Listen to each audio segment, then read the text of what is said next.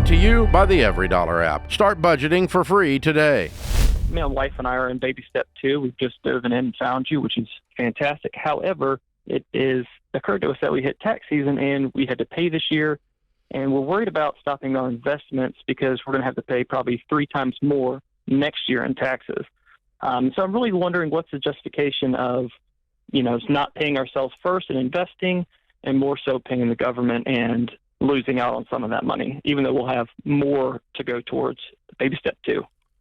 How much are you putting in your 401ks? I have a 6% and a 6% match. The match doesn't count for taxes. How much are you putting in the 401ks in cash? About $540 a month. So $6,000 a year. Yes, sir. And what's your household income? $131,000. Okay. So this saves you $2,000 in taxes. Okay. Right? Yep. Yeah. It does. Okay. And how much debt do you have? About $120,000. On what? We have $12,000 on credit cards, $50 on student loans, and 16 vehicles. Okay. So,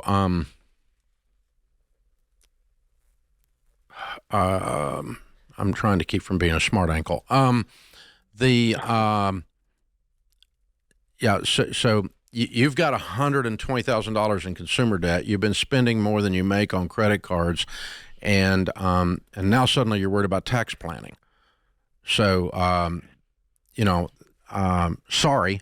What we have found is that the power of focus supersedes a little bit of tax savings and missing out on a little bit of match for a short period of time. Mm-hmm. And so you've got cars you can't afford. You've been living a life you can't afford. And so you've never addressed the student loans. They have their own bedroom at your place. And you make a ton of money and you're still broke. And so a little bit of tax savings does not fix that. What fixes that is a dramatic change in paradigm by you and your wife to completely take your lifestyle to scorched earth and get this freaking mess you made cleaned up.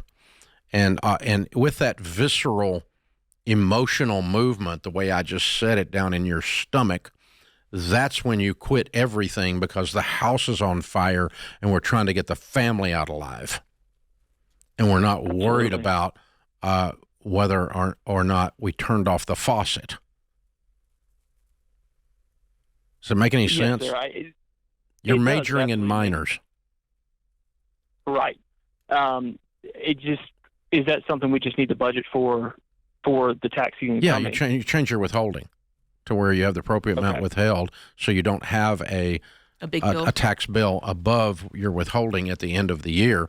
But the loss on taxes and the loss on the match is temporary, and mathematically you come out way ahead 10 years from today because you actually do clear the debt, because you actually do transform the people in your mirror.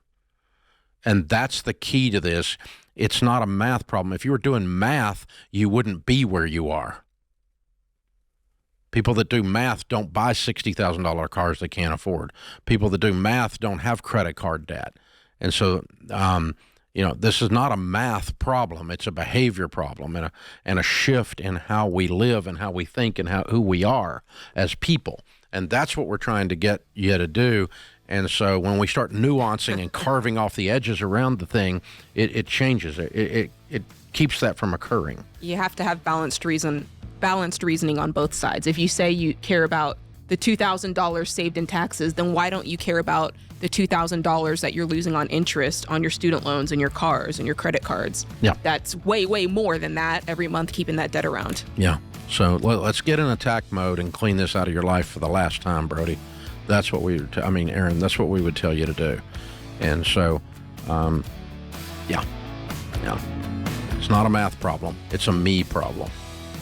Personal finance is not the problem.